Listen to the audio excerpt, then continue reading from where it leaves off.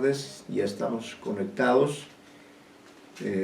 Hoy es jueves 5 de noviembre de 2020 y estamos en la sesión del seminario de tesis 2 de la Maestría de Literatura Peruana y Latinoamericana de la Unidad de Posgrado de la Facultad de Letras de nuestra querida Universidad Nacional Mayor de San Marcos, ¿no? Y tenemos ya, nos parece, con nosotros a la señorita Vania Mamani. No, estoy confundiendo, ya ha habido una confusión. Vamos a ver,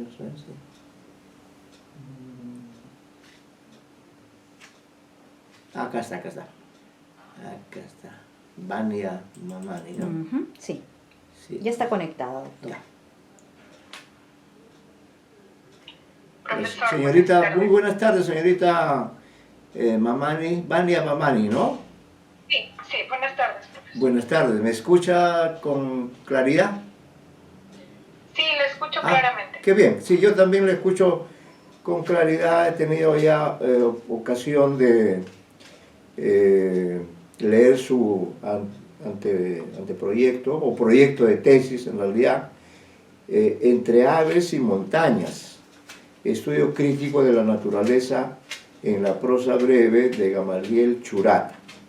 Bueno, el aspecto, el tópico de las aves y montañas es muy interesante, está presente en muchos poetas, como por ejemplo Neruda, ¿no? El caso de Vallejo también, ¿no? O en el poeta Arturo Corcuera, ¿no? Bueno, ahí está preferencia, esta predilección por poetizar elementos del mundo natural, como puede ser las aves y las montañas, que es el aspecto. El otro aspecto novedoso para mí es que, bueno, como usted comprende, no todos los textos uno necesariamente tiene acceso a ellos. Entonces, no he tenido oportunidad. Usted me dirá de qué manera, no sé si me podría hacer llegar, o el texto, porque usted dice en la prosa breve de Gamaliel Churata. Bueno, he leído el texto, pero no estaría de más que usted me ilustre cómo es que usted tiene acceso a esta prosa breve. Es un libro que reúne estos textos sobre aves y montañas, o usted lo ha ubicado en una revista. Ese aspecto es el que quisiera que me ilustre usted sobre el objeto de su trabajo, el objeto de su tesis, que me haga un poco la historia de cómo llega usted a formular, digamos, a decir, bueno, voy a estudiar la prosa breve de Gamaliel Churata, ¿no? Y en ella voy a estudiar principalmente dos aspectos, que serían el de las aves y las montañas, ¿no? Claro, todo esto dentro de una concepción de la naturaleza, de la poesía. Es un tema, es un autor importante, Gamaliel Churata, no muy conocido, no he tenido oportunidad mayormente de profundizar en Churata. Conozco a muchos expertos como el profesor Mauro Mamani, a quien usted cita también, porque él ha trabajado bastante sobre Churata, en fin, Ulises Ceballos y otros más. Pero sí me gustaría, por ser un autor no muy conocido por mí, me gustaría que me ilustre un poco sobre cómo así llega la formulación de su proyecto de tesis y dónde están esas prosas. ¿Se publicaron en un libro o usted las ha recopilado? Eso quisiera que me ilustre para ver con más claridad detalles de su proyecto.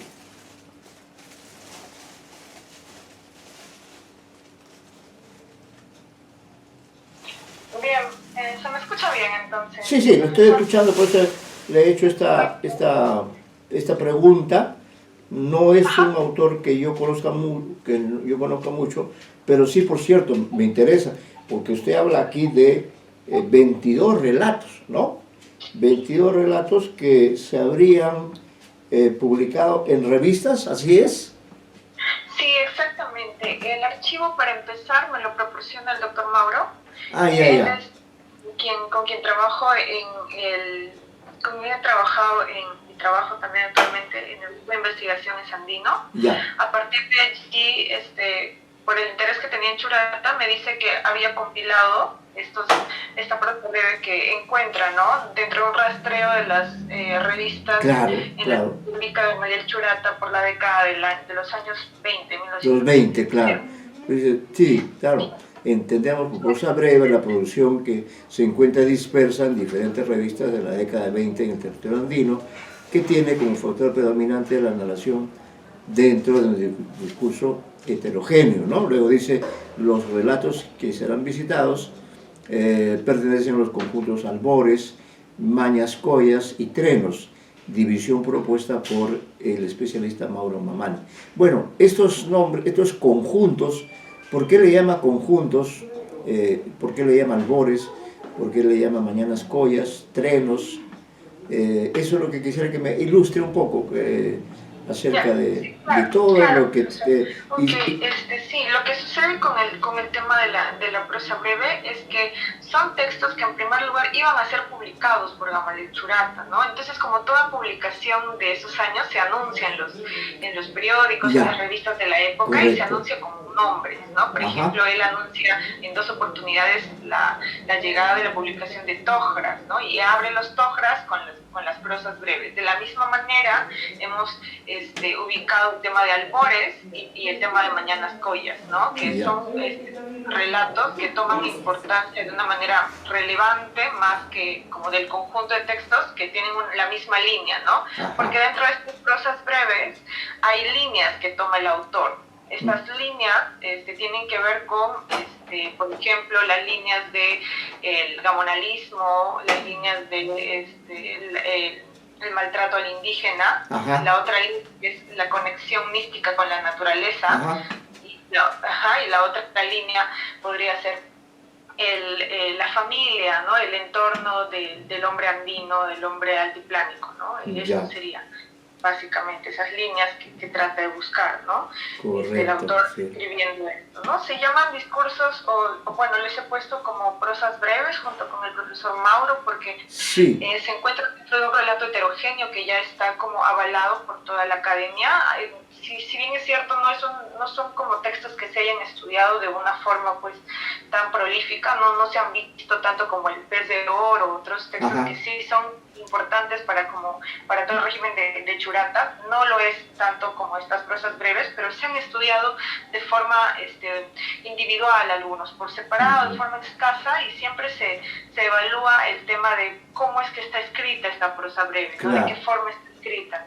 Y no se encuentra una unidad formal, ¿no? No se le puede llamar cuento porque hay como una mezcla de estos géneros de la narración, ¿no? Que es el cuento, el testimonio, la crónica, también el ensayo, ¿no? Que hay mucho ahí adentro. Son textos así muy variados, muy heterogéneos, podríamos decir, ¿no? Heterogéneos. Dígame, entonces entiendo que hay una versión virtual de estos textos. Y esa versión virtual, ¿usted podría hacérmela llegar a través del correo, a través del aula virtual? Del correo. Claro. Del correo, claro. Yo le agradecería porque de esa manera podría yo leer los textos y digamos, en una próxima sesión podríamos intercambiar ideas acerca de cómo vamos a clasificar estos textos, ¿no? Porque, claro, se le llama prosas breves, pero dentro del concepto de prosas, habría que, como bien dice usted, diferenciar si son crónicas, si son relatos, si son prosas poéticas, todo eso. Por eso sería importante que me haga llegar a través de mi correo, el correo del aula virtual, me haga llegar ese material para poderlo leer, y sobre esa base ya podría yo asesorarla sobre cómo ubicamos a estas prosas breves. Aunque entiendo que el profesor Mamani ya debe él también haber, como experto que es, debe haber trabajado en esta línea, pero sí me gustaría, porque en este mismo curso estoy trabajando con otro joven que está también trabajando textos muy breves, que en este caso son los microrrelatos. Y yo creo que lo de Churata no, son más bien textos un poco más extensos, pero sí me gustaría conocerlos, no he tenido oportunidad de leerlos, y por eso, como le digo, y como bien dice usted, ya que se trata de un autor que ha sido revalorado, ¿no? Sobre todo por el estudio del pez de oro, también es importante conocer estos otros textos, estas recopilaciones hechas gracias a investigadores como los que usted menciona, y estudiarlos. Son un objeto de estudio válido, ¿no? Así que eso es lo que le pediría.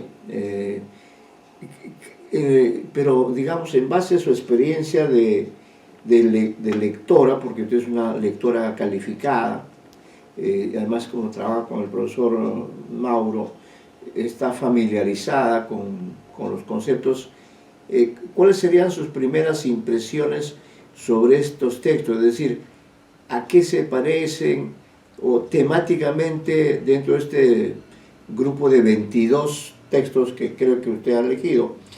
¿De qué hablan estos textos, ¿no? Y cómo se les podría clasificar? ¿Son relatos, son crónicas? ¿Hay un determinado tono lírico quizá, ¿no? O quizás sean textos que tratan de establecer una comunicación con un determinado tipo de lector. Me gustaría algunas ideas acerca de ello, ¿no? Porque acá veo que varios autores han trabajado, Ceballos, por ejemplo, ¿no? Se menciona ahora el Camili, del año 28, se habla ahí de chamanismo. Por otro lado, Usandizaga, a quien conozco también alguna vez, creo que está en una sustentación, habla del concepto del rito, ¿no? El mecanismo de la reciprocidad. Y habla también de Tojras, y al parecer estas prosas están ubicadas dentro del modernismo, tienen conexiones con el modernismo, con la vanguardia, con el indigenismo. Eso es lo que deduzco de la lectura. Veo que también el profesor Escajadillo hace un comentario sobre Tojras, pero la califica como vanguardista, ¿no? Y luego menciona usted este otro autor, Bochat, dice usted, analiza el relato Animales diáfanos. Por ejemplo, eso me gustaría que me diga, que me informe un poco acerca de estos, cómo son estos textos y qué dicen esos textos, qué le dicen al lector, qué le presentan al lector, le narran algo o le hablan poéticamente de determinados elementos del mundo andino, o tienen propósitos de otra naturaleza, son mitos. Entonces eso es lo que me gustaría que usted me oriente más respecto de esta producción de Gamaliel Churata. Ok, profesor, listo. Creo que una pregunta fue exactamente qué son estos textos, ¿no? Porque sí, como el llamarlos heterogéneos necesariamente resulta siendo problemático hasta cierto punto, ¿no? Porque no se pueden ubicar dentro de una línea, pero lo que sucede es que estos textos corresponden a una etapa en la que se estaba experimentando muchísimo con la narración, ¿no? Que es como del paso entre el modernismo hacia la vanguardia, en donde los autores que están pues dentro del grupo Orcopata, que van a representar después a la vanguardia andina, altiplánica, ¿no? Y todo este conjunto, esta relación que hacen de forma pues muy única con los demás países, pues los invita mucho a hacer este traslado, ¿no? Hacer este traslado en la narración en donde ya intentan experimentar con otras técnicas y no necesariamente responden a una sola forma de escribir, ¿no? No solamente hacen un cuento, no solamente hacen un ensayo, una crónica, sino que dentro de un mismo texto mezclan estos contenidos. Entonces es muy difícil de llamarlos, ¿no? De denominarlos. Entonces, ¿cómo denominarlos, no? Breves, ¿no? Por ejemplo, en el caso del el Camili comienza siendo como una narración en primera persona, luego pasa a ser un testimonio y termina siendo un ensayo, ¿no? Entonces todas estas, la mayoría, si no son todas estas narraciones, lo que buscan es ir desde el lado de la ideología, o bueno, desde este proyecto ideológico, ¿no? Que consuma el Churata después, en donde el hombre andino altiplánico responde hacia las esferas de poder, que son pues las esferas europeas, de una manera completamente pues colectiva, de una manera en donde su cultura, su religión buscan también entablar estos juicios de valor, juicios de principios, que son completamente pues sólidos desde la vista de Churata, ¿no? Que se pueden conversar. Entonces, cuando uno busca, ¿no? Por ejemplo, en el Pez de Oro, cuando habla con Platón, ¿no es cierto? Entonces, conversando con todo el tema de la filosofía europea y está comparando cómo es que desde acá también se puede hablar en esos códigos. Entonces, esto también se ve muchísimo en los textos que yo estoy trabajando, porque ahí también hay lo que pasa es que estos textos tratan de contarnos una historia, ¿no es cierto? Pero siempre está la voz de Churata, está latiendo la voz de este narrador cuando nos explica, ¿no? ¿Por qué están sucediendo estos hechos? ¿No? Es como si te estuviera contando y al final te explica por qué y cómo es que realmente esto es relevante dentro de una sociedad, dentro de las conversaciones que puede tener dentro de la filosofía, etcétera, ¿no? Entonces, él lo que busca haciendo estos textos, más allá de romper con las estéticas que eran pues que eran normales, entre comillas, ¿no? Lo que hace también es romper con el discurso en donde dicen que desde aquí, desde Latinoamérica, no se puede pensar, ¿no? Él habla eso de forma directa. Eso es lo que básicamente busca hacer. Y también denunciar, ¿no? Que es también otro de los ejes que es importante entre Churata. Ya. Ahora, en relación con este concepto, o con estos conceptos del indigenismo, neoindigenismo, ¿tiene conexión con Churata o no? Ok, lo que sucede con Churata es que él trata de entablar una forma diferente de ver al indio, ¿no? No trata de ser paternalista, no trata de verlo de forma humilde, no. Él trata de hacer que el indio logre una solidez desde él, ¿no? Desde su comunidad. Él hace que realmente hable, ¿no? Él trata no solamente que hable, sino lo complejiza, ¿no? Trata de decirnos que el indio tiene toda esta mística, que dentro del universo andino, del universo altiplánico, lo más importante es la naturaleza, ¿no? Después viene el ser humano. Entonces intenta decirnos todo esto y crea una forma diferente de ver al indígena, ¿no? Una nueva forma de ver. Que tiene que ver con el idioma, con el hecho de que el idioma en que se relaciona o está hecho en Aymara, o hay una perspectiva lingüística, mejor dicho, el que estos textos de Churata tengan estas características, responde también de alguna manera a la identidad de la lengua aymara. Sí, si lo comparamos un poco con Arguedas, tal vez podamos entender más cómo está funcionando el tratamiento del lenguaje Churata, ¿no? Arguedas trata de colocar la lengua quechua dentro de sus textos, pero lo hace de una forma mucho más sensible, ¿no? Él trata incluso de explicar, pone un glosario, etcétera, ¿no? De cosas que de pronto no puedan llegar a entender los lectores, ¿no? Entonces Churata es como completamente lo contrario. Él trata de hacer que este indígena valga por sí mismo, y dentro de este ejercicio lo que hace es poner estos términos altiplánicos, estos términos aymaras, quechuas, de una forma en la que no necesita explicaciones, ¿no? Simplemente pone así las cosas y ya.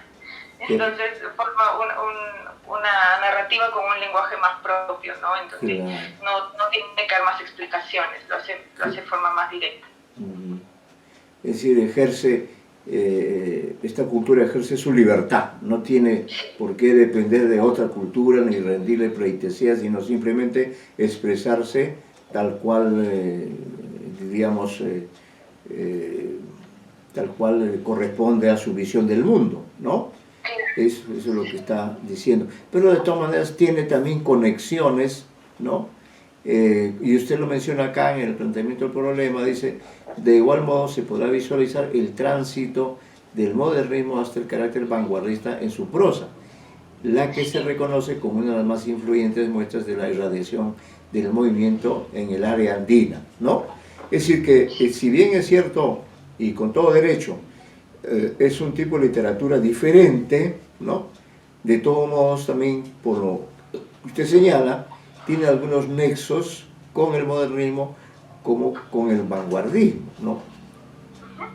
Esto es así. Sí, de hecho, sí, Churata nunca llega como a divorciarse completamente del europeo, ¿no? De toda esta herencia europea, porque sigue como funda un movimiento vanguardista. Si bien trata de ser diferente y todo, sigue respondiendo a estas líneas que vienen desde Francia, ¿no? Desde España. Entonces, es como bien importante para Churata también reconocer esto, porque por eso mismo trata de conversar con las dos como esferas, pero siempre como yendo desde el lado de este origen, ¿no? Siempre va como a la célula, al origen. Eso es como lo que busca hacer en todos sus textos. Y es por eso que dentro de todo esto hay como un camino, un tránsito entre lo que es moderno, el modernismo, básicamente, en donde ya pues exploran de forma detenida, ¿cierto? Es como de forma detenida la narración, se hacen como narraciones que son mucho más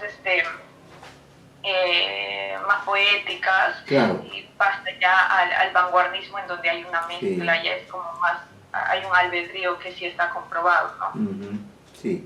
Sí, acá veo las preguntas que usted plantea sobre su investigación, ¿no? Claro, en la hipótesis dice la naturaleza representada en la prosa breve de Gamal Churata funciona como eje articulador en el corpus de 22 relatos y hace visible el tránsito del modernismo a la vanguardia en el autor, ¿no? Y luego ver acá como concepto principal dice la prosa breve de Gamal Churata, escrita entre los años 24 y 30, encuentra en su configuración como eje principal a la naturaleza, la que funciona como uno de los hilos conductores resaltantes en el universo andino y en la poética del autor en cuestión. Es en dicha esquematización donde se torna visible el tránsito de la etapa modernista hacia el vanguardismo andino, que deviene en su novela capital El pez de oro, ¿no? Bueno, entonces estos textos breves son anteriores al pez de oro.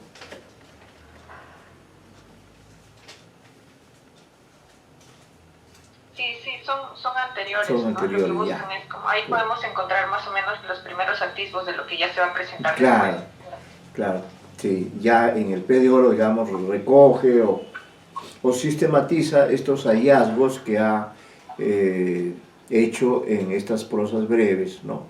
Bueno, en cuanto a la justificación, también, sí, todo esto. Entonces, el concepto de la naturaleza es importante en su investigación, sí, todo esto. Aquí el Camile, como hemos indicado, que se publica el boletín Titicaca, ¿sí? Sí, acá dice usted el Camile, del cual hemos hablado, 1928, texto publicado por Churata en la segunda etapa del boletín Titicaca, tal como lo indica Monasterios, encuentra en la crítica especializada una marcada relación con Mamacuca, texto inserto en el Pez de Oro, 1957, conexión establecida por una tendencia hacia el rito y la sabiduría del magisterio andino, ¿no?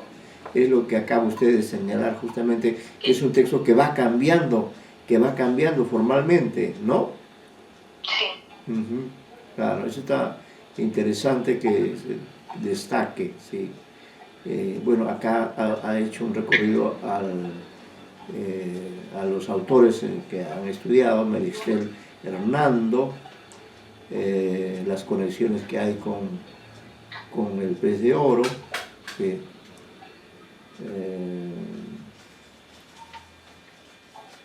Claro, esta cita de Hernando también dice: altamente disruptivo, puede ser considerado como una expresión narrativa de las inquietudes ético-religiosas del indigenismo de vanguardia, que Churata desarrolló en Puno a partir de la edición de la revista y la puesta en práctica de un programa cultural y político que incluía eventos como la organización de un seminario libre de estudios, la puesta en escena de obras teatrales en quechua, o incluso, como se colige de los anales que Churata redactaba en la época, el posicionamiento a favor de los levantamientos indígenas, ¿no? Bueno, todo esto es muy interesante. Melixtel también lo califica de híbrido, inclasificable. Benedetto habla de montaje en esta tesis doctoral del año 18, estética del montaje, representaciones del andino. Este concepto del montaje, ¿qué le parece a usted? ¿Le parece pertinente o no? De hecho, sí. Lo que sucede es que estos textos, de cierta manera, corresponden también a un lenguaje cinematográfico. Ajá. Este lenguaje cinematográfico claro, está siendo revelado por parte también de autores como, el compañero, de parte de autores como Matías Di Benedetto, ¿no? que tratan de buscar una estética del montaje ya de una manera más macro en todas estas publicaciones que corresponden al indigenismo, a la vanguardia andina, ¿no? Claro, entonces ya están llegando ahí. Ajá.